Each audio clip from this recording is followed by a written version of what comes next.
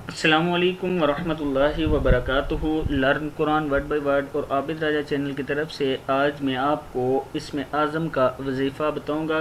اس سے پہلے تمام دوستوں سے گزارش ہے چینل کو سبسکرائب، لائک، کمنٹ اور شیئر ضرور کریں تاکہ دوسروں تک ویڈیو پہنچ سکے۔ بیل آئیکن پہ کلک کریں اور جو لوگ آن لائن کلاسز لینا چاہتے ہیں قرآن پاک کی، وہ مجھ سے اس نمبر پہ رابطہ کر سکتے ہیں۔ تو دوستو، اسم اعظم کے جو وظائف ہوتے ہیں ان کے لیے کہا جاتا ہے کہ یہ بہت زیادہ پاورفل ہوتے ہیں، طاقتور ہوتے ہیں۔ ان کے ذریعے لوگ اللہ تعالیٰ سے اپنی مشکلات حل کرنے میں مدد کراتے ہیں۔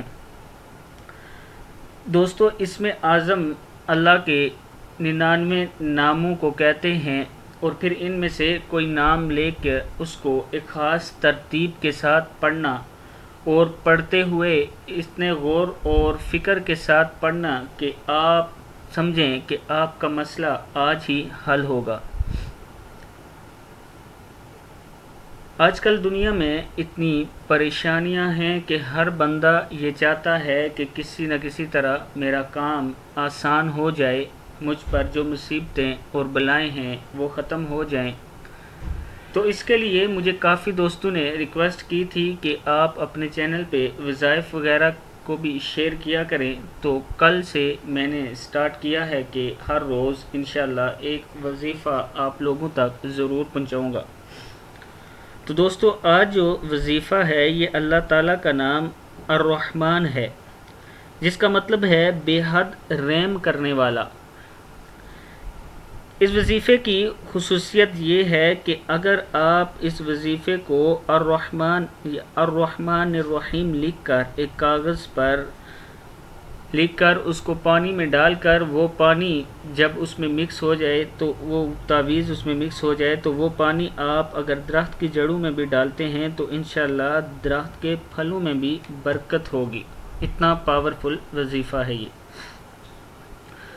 تو اس کا کرنے کا طریقہ یہ ہے کہ آپ نے سب سے پہلے نماز پڑھنی ہے۔ نماز کے بعد درود شریف 3 بار پڑھیں اور پھر یا رحمان 100 مرتبہ پڑھنا ہے۔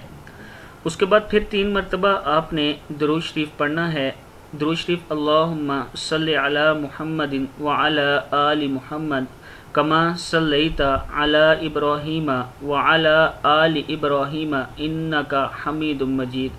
اللہم بارک علی محمد وعلی آل محمد کما بارکت علی ابراہیم وعلی آل ابراہیم انک حمید مجید۔